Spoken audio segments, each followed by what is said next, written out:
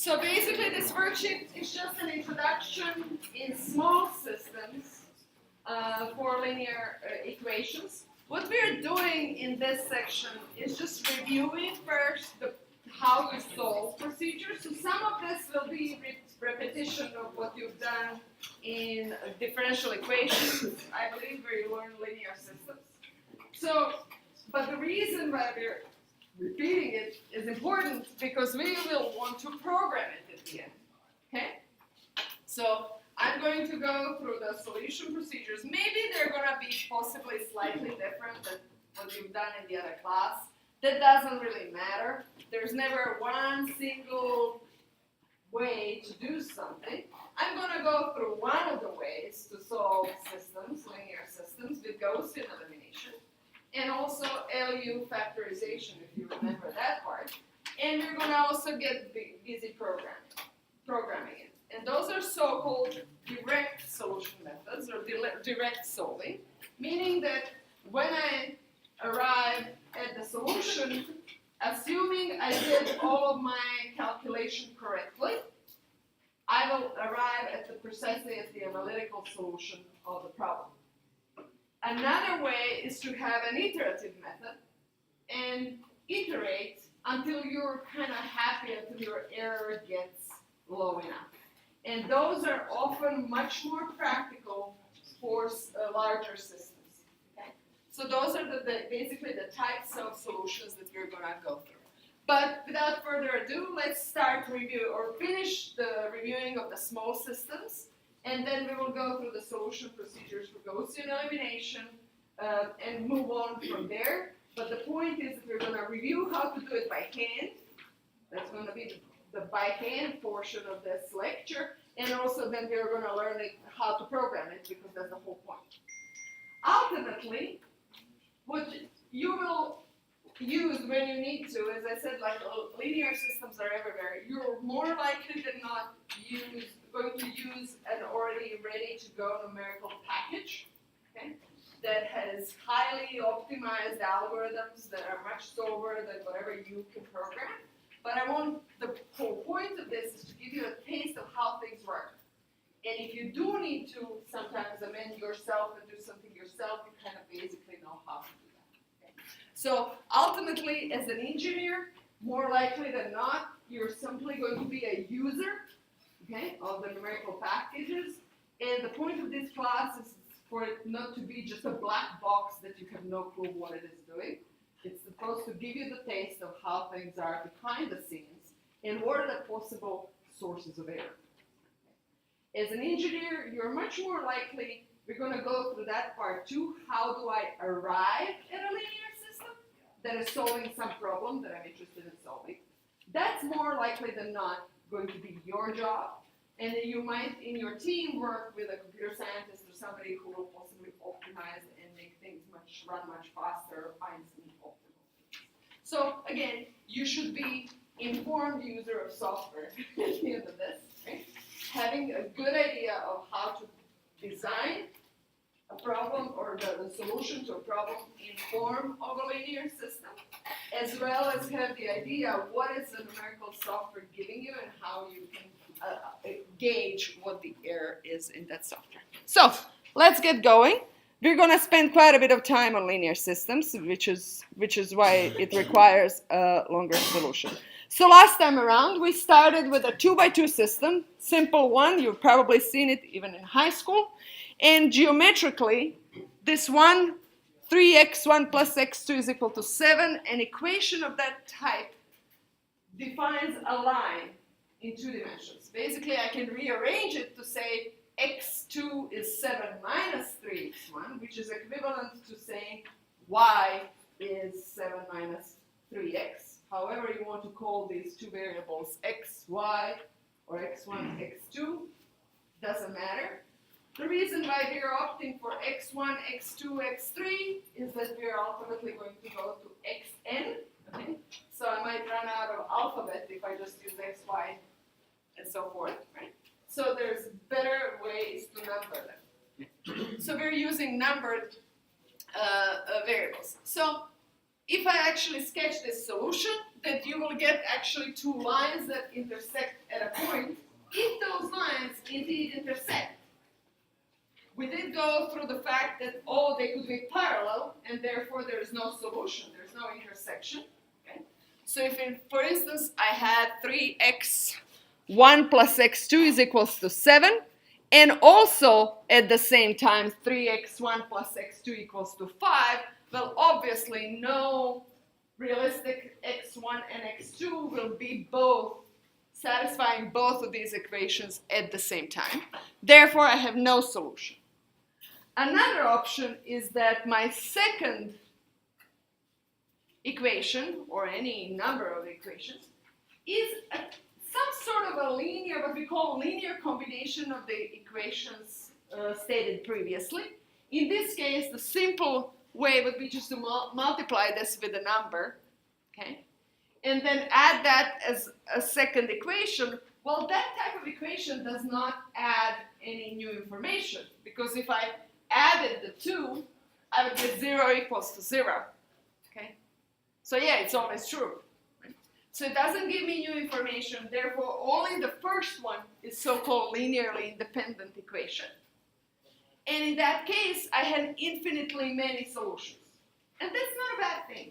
From the engineering standpoint, you actually want a system that can kind of adapt itself given some sort of other input that you might have or another constraint that you might have, and actually be more adaptable and figure out the solution, one out of many, but a workable solution. Okay?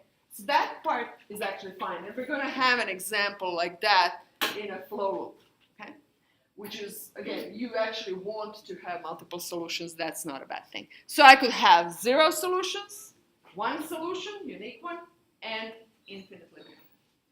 And I can generalize this in multiple dimensions. This is just an example that it's very easy to plot and visualize, but it actually follows into multiple dimensions. So if I have 7 unknowns and only 6 independent equations, I'm not going to have a unique solution. I'm not going to have infinitely many.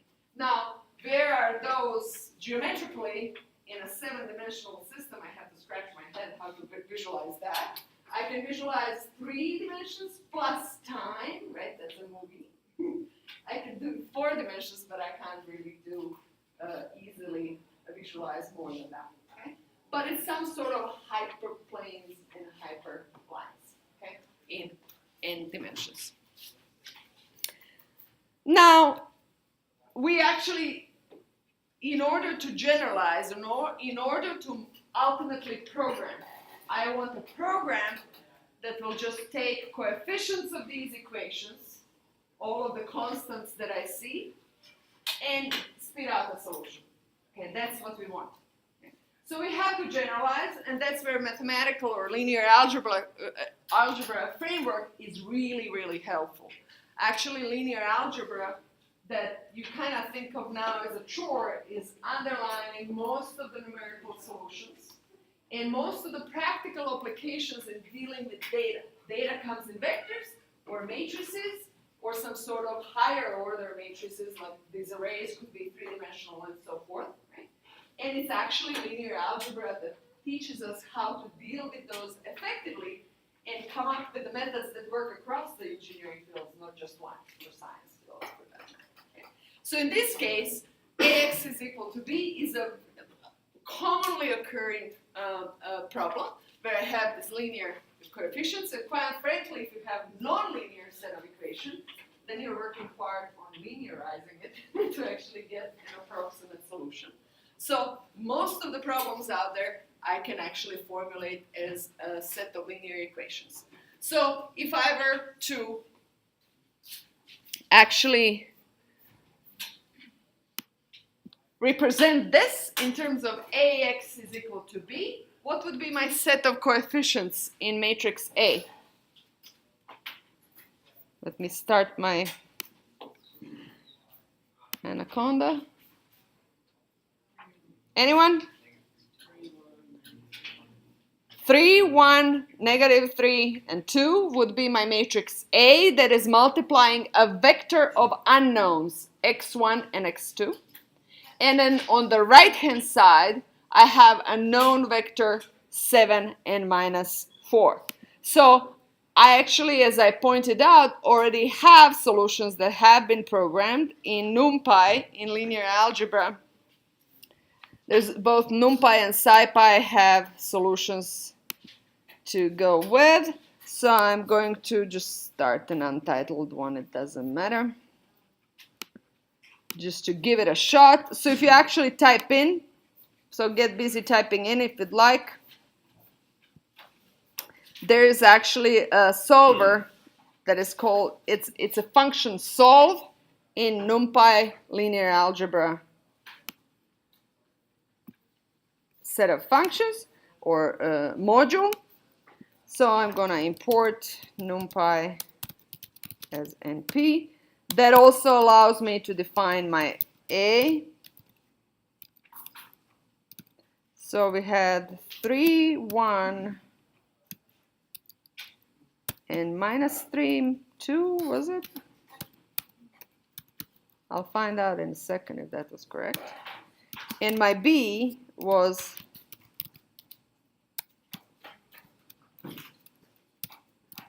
7 and minus 4. Let's see how my memory works. So that's my A and B. Recall that Python couldn't care less for a one-dimensional array, whether it was a row or a vector. It's all one-dimensional, and it's going to figure its way out of it. So my solution could be NP lin alg solve A, B. So that's a function that takes in coefficients in form of a matrix from the left-hand side and coefficients from the right-hand side in form of a vector, B. And let's see what we get. And apparently I have to print X. And 2, 1 is the solution.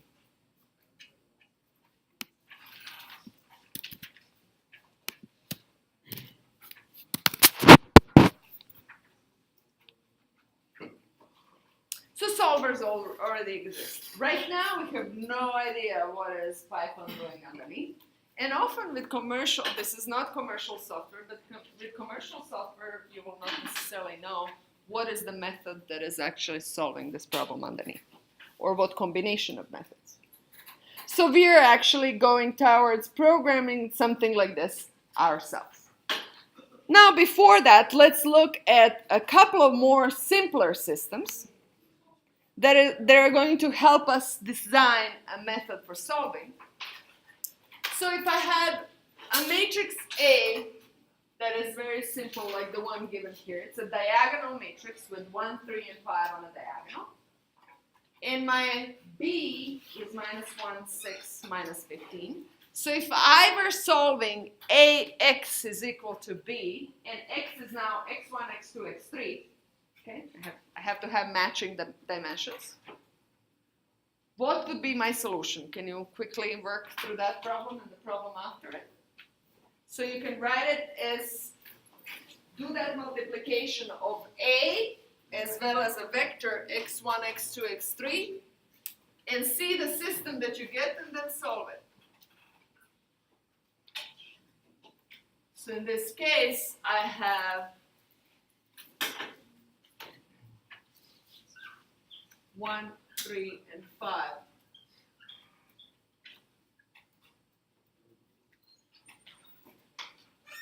So what is my first equation?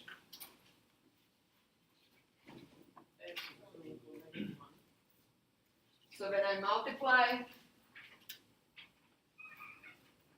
this, I get x1. Then multiplication afterward, it's 3x2 and 5x3. And that has to be equal minus 1, 6, and minus 15. So my x1 is obviously minus 1. 3x2 is 6. Therefore, x2 is 2. And 5x3 is minus 15, therefore x3 is negative 3. Cool. Now let's do the same thing with this one. Can you write it down on a piece of paper and B? What is the equivalent set? That's it. So it's diagonal systems are really simple. There's nothing to solve. Pretty much. Because there's no dependence on any other. In each equation, I have really dependence only on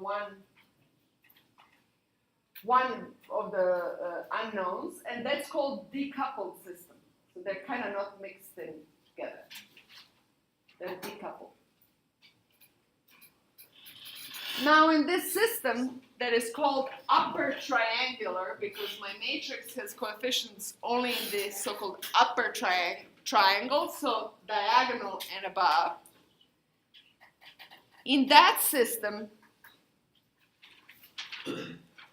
what do you get as a system? What is the actual system of equations?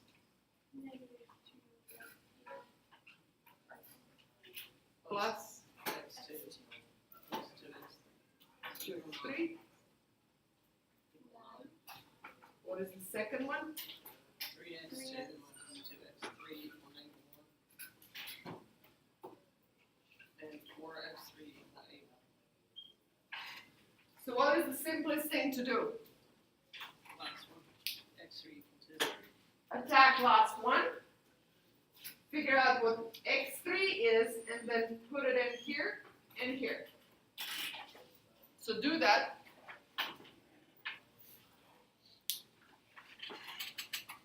And then repeat.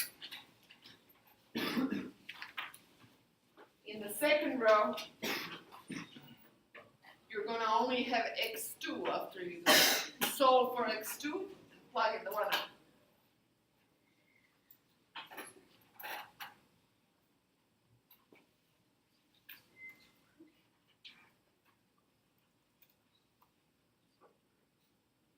And if you're done with that, try to think, how would you program that? I'm going to program it a little later, but imagine that I have n equations, and I start at the bottom one. That one I express immediately, and then I have kind of plug it in somehow with some type of vector operation, matrix vector operation, into the ones above, and keep solving. Just think about it for a moment.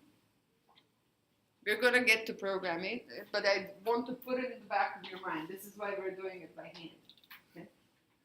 Because 3x3 systems we can do by hand all day long, not a problem. I want a program that does 20 by 20, so I don't go by hand. I want a program that does 200 by 200.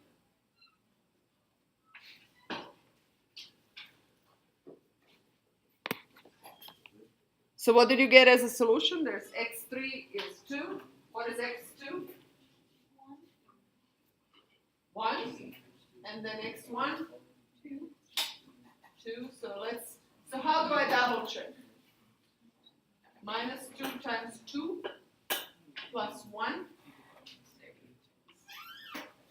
minus 3 plus 2 times 2.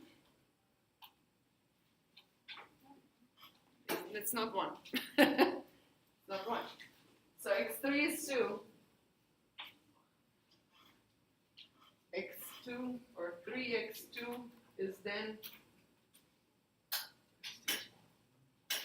x2 is 1, but my minus 2x1 is then minus 1 minus 2 times 2, 4.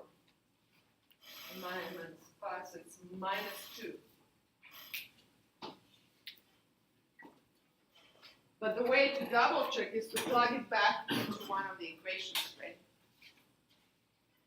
And see whether you got the correct solution. Typos happen all the time, you know that. Okay? So just to go back to, everybody got this? All right.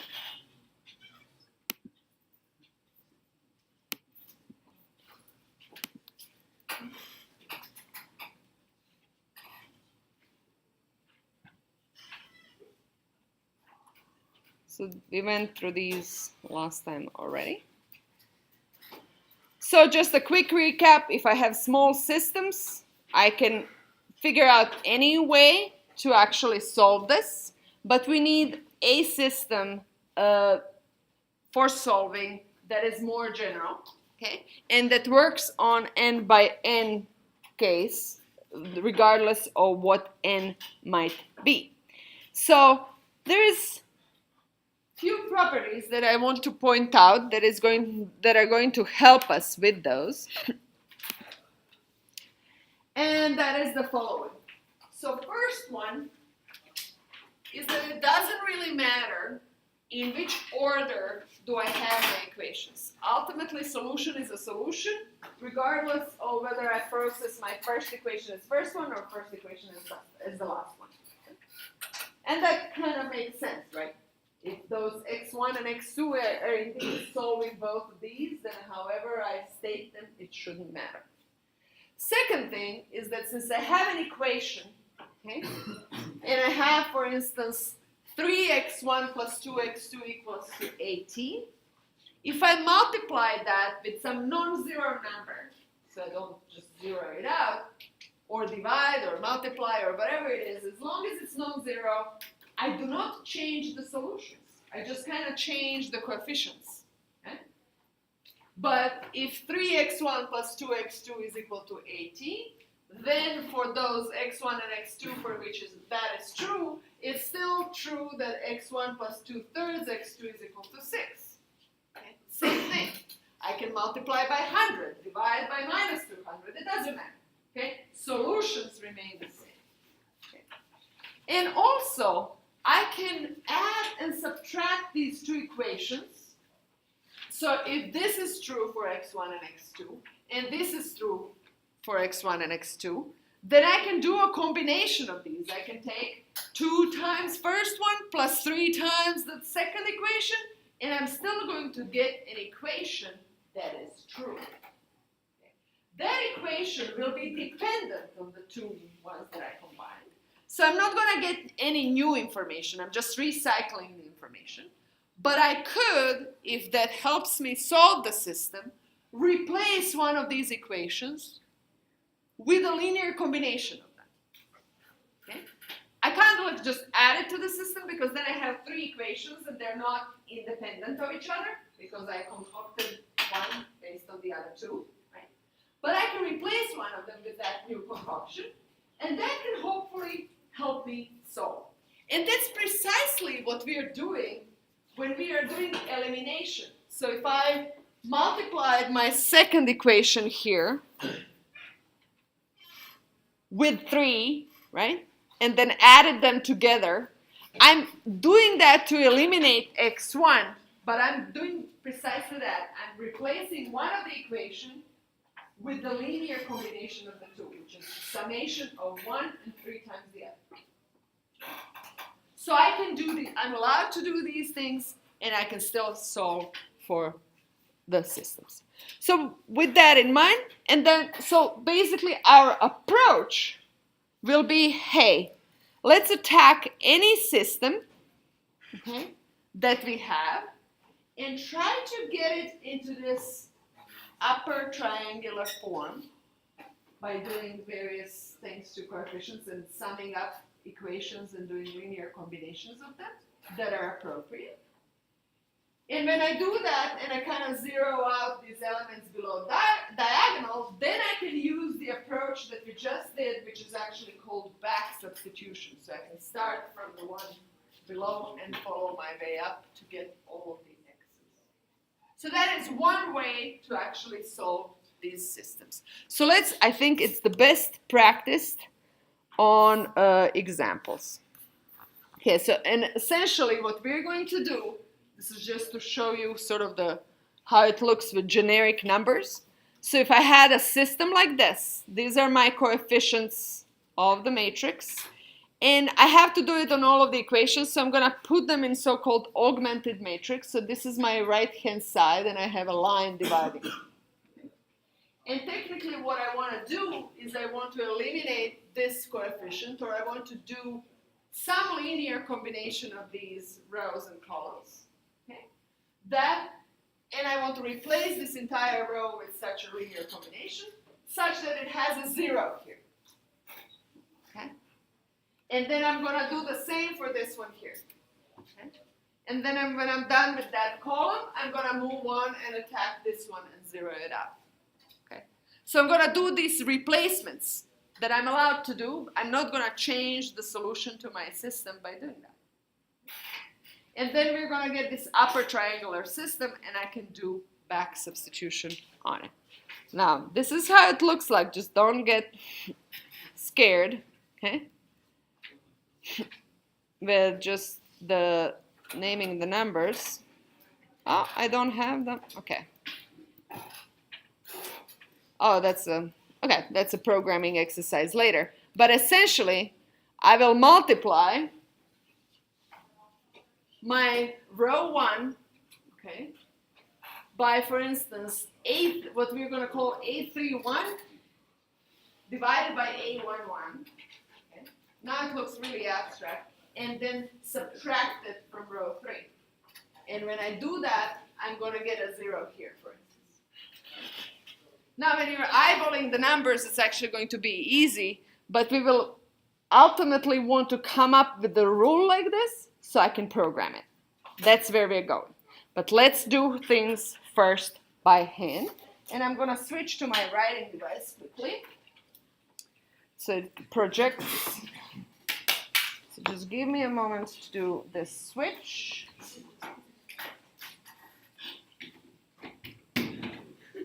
So that my tablet can project on the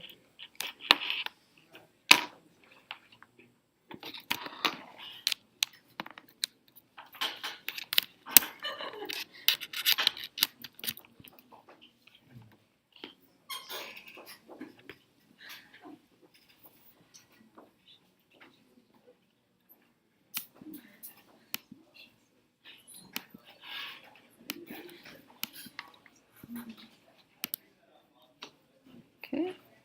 So we need to do wireless.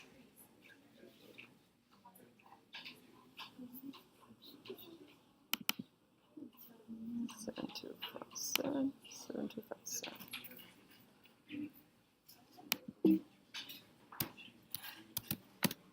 Okay. All right. It should be projected. And I'm gonna do a sketchbook. Save.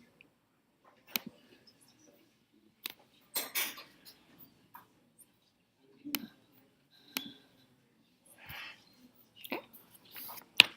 So this allows me, as long as I find my this allows me to write and project. So let's do an example. So the method that we're going to work on is called Gaussian Elimination. Uh-oh. Here we go.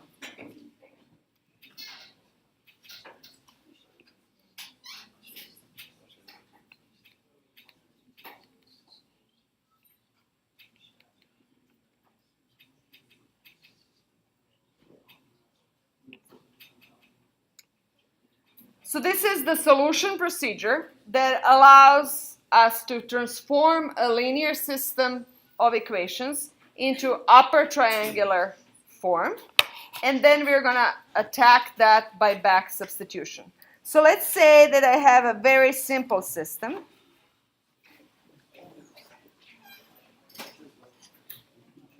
That is just 2 by 2. Then I have something like this.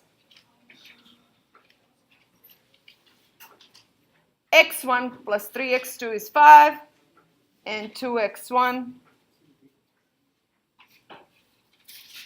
plus 4x2 is equal to 6. So what is my matrix A? I heard 1, 4.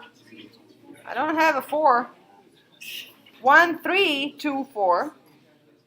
or rather I don't have 4 in the first row.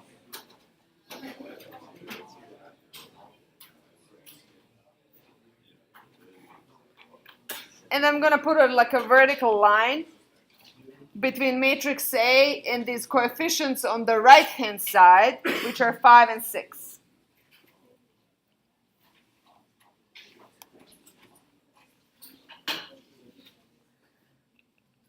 So I'm going to call this 1, Roman numerals, and 2. So I somehow want to zero out this. Now, when I'm working on paper, I'm allowed to eyeball whatever works. It's not a unique way that I can do that. So how about, so what kind of linear combinations of row 1 and row 2 would make a 0 in this first spot, which basically means eliminating x1. Minus 2 times row 1 plus row 2. We'll do that, because then I'm going to have minus 2 plus 2, right? And then I just replace my second equation with that. Okay? I can't add it to the system. I mean, I can, but I'm not adding new information if I'm adding a linear combination. But I can replace one of the existing equations. So let's do that. That's just fine. So I'm going to replace this. Whoops. Hi.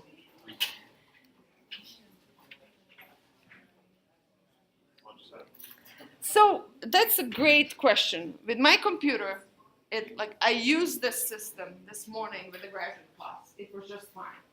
And then it goes stale or something. And suddenly it's sensitive. It's supposed to be sensitive only to the touch of this pen.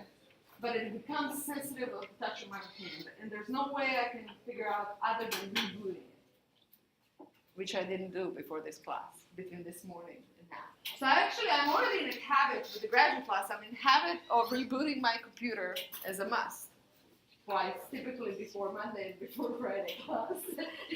Something happens. I don't know, if I use it 3 times or something goes there. And then the moment I touch, it's also sensitive to both my hand and my... Now, what I could try to do, I could try, I don't know. It works. Awesome. There we go. It's a little clumsy, but hey. So now I can actually touch, because that killed the contact between my skin and the tablet that this is sensitive to. So anyway, I'm going to replace... See, cat in the hat saves the day. I actually had a latex glove for this, but latex doesn't work. So I actually went to the lab and found a latex glove, but that didn't work. And this one actually, so cloth works. I'll know that from now on. So basically minus 2 times the first row plus the second. So if I replace that, I'm going to say this is a similar or equivalent system. This is my sign. For 1, 3, I just repeat the first one. And this is going to be, so minus 2 plus 2 is a 0. Minus 2 times 3 is minus 6, plus 4 is minus 2. Okay? And minus 2 times 5 is minus 10, plus 6 is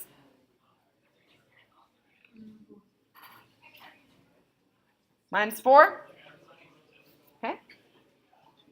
So that's, I replaced my equation. And now I'm actually already, this is a 2 by 2 system. This is my upper triangular form.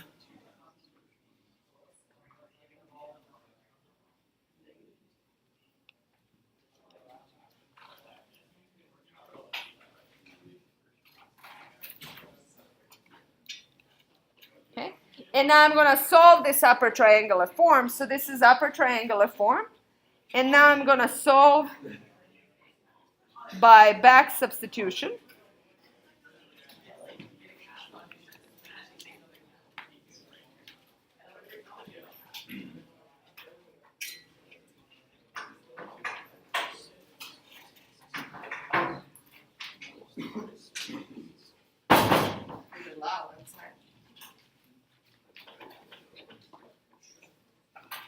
So my x2 is, so that basically my second equation is minus 2x2 is minus 4, so x2 is 2.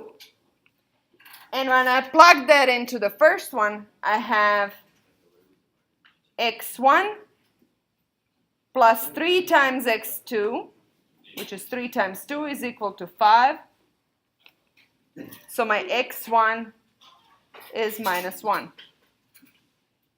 So my solution, x, which is this vector, is actually minus 1 and 2.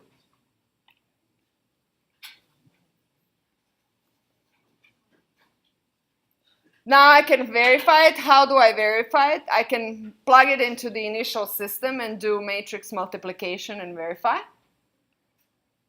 If I'm in a hurry, I can plug into only one of the equations and quickly verify. So x1 plus 3x2 is minus 1 plus 3 times 2, which is 6. That's minus 1 plus 6 is 5. That works.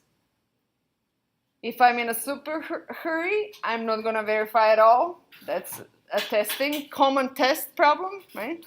You solve it and you don't verify and you move on and you think that you got it right, but you didn't verify, okay? So it's a good idea to go and check if you have the time. And given that, like, especially when you're doing homework, you can actually multiply matrices and whatnot using a computer, there's no reason not to check. Okay? All right, so let's now go and move on to something a little bigger.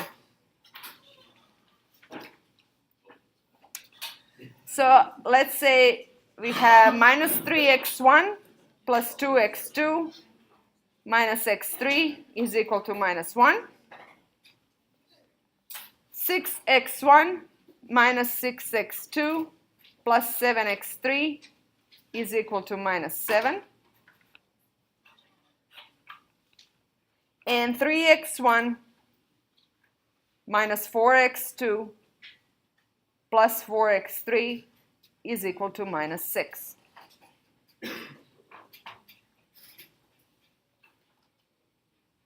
What is the matrix of coefficients that is equivalent to this system?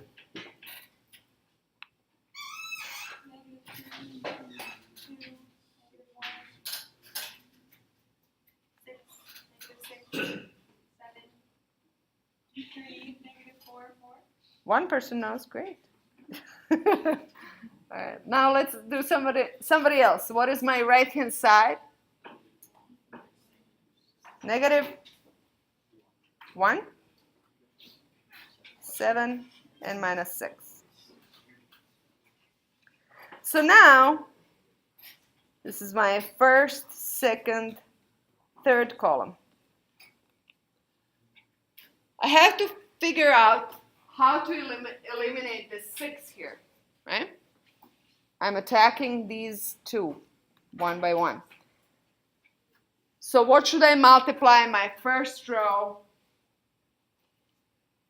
And I can add it, subtract it, whatever I want to do with the second row to replace the second row with. If I multiply by 2, so one suggestion is 2 times 1 plus second row, right? I could do minus 2 times 1 minus second row. I can do also 4 times 1 plus 2 times, right? I can do a lot of things that will do that. Not much will change. Effectively, it'll be fine, okay? So here, when I'm doing things by hand, I'm just kind of eyeballing, and I'm eyeballing so that it's simplest for me to do. If I go into larger numbers, I'm more likely to make mistakes. Right? If I do 4 times 2, that I always know is 8, but if I start doing 14 times 12, but then I'm kind of scratching my head and bringing a calculator because I don't remember what is 14 times 12 anymore. I know 12 by 12. Okay. So I'm more likely to make mistakes with larger numbers, so I'm not going to do that as a human. The computer would not necessarily care. What computer does care about, and there's optimizing algorithms that try to minimize and try to make these numbers as equal as possible. Okay? Especially if I'm adding them. If I'm subtracting them, that's not good, actually. I can introduce round-off errors that can be problematic in this procedure. So computers work differently. When I'm as a human, operating as a human, I kind of just pick out, eyeball what works well, okay? Okay, so let's do that. Again, whatever combination works, as long as you zero out and you don't make mistakes when you're actually doing the calculation. So let's do it, and let's try not to make mistake. So first one, I just rewrite. So minus 2 times 3 plus, so that's minus 6 plus 6, that's a 0 by design. That's how I chose it, right? Minus 2 times 2 is 4, minus 6 is minus 2. 2 times minus 1 is minus 2, plus 7 is 5. 2 times minus 1 is minus 2, minus 7 is minus 9. What are we going to do in the third row? We can just add them up. I can come up with something more complicated, and again, you're more welcome to, but then you're also more likely to make a mistake, so don't do that. So minus 3 plus 3, 0, 2 minus 4 is minus 2, minus 1 plus 4 is 3, minus 1 minus 6 is minus 7. Okay, I figured out my first column. I'm not done. I gotta now also eliminate this. Okay.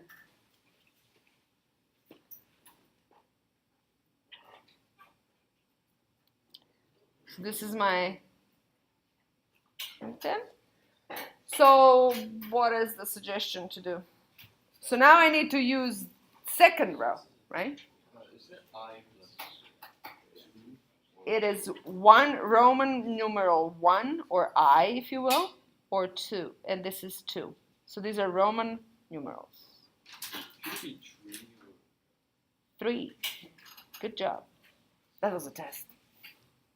Yes, 3. Now I'm working with the second row. I should maybe call them R1, R2, R3. That would have been a little less confusing, but oh well now. This was imprinted in me in my linear algebra class. I'm not going to say how many years ago. Okay, but this is what, and ever since I've been using that. Okay? So, okay, so now if I look at this minus 2 and I want to eliminate minus 2, options are second row minus third row, or third row minus second row, whichever works. Which one do you want to do?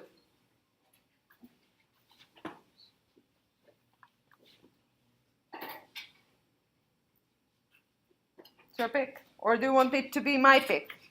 When can we add to the first one?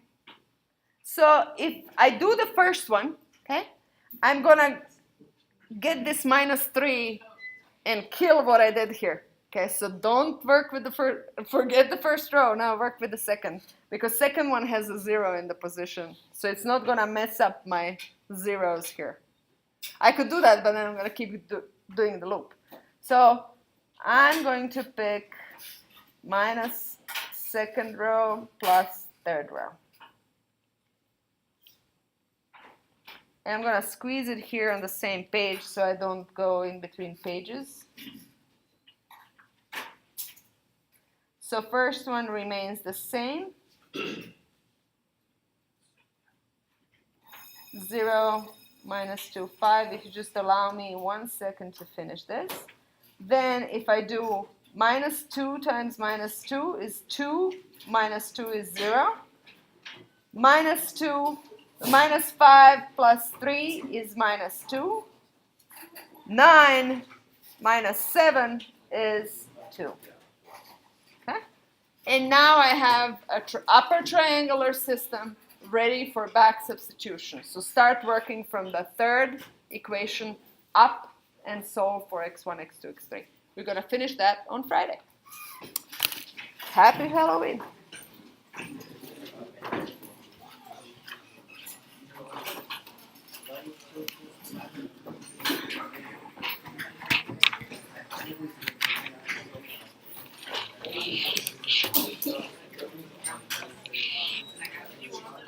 Oh yes, yeah. Whoa. They're gone. I need the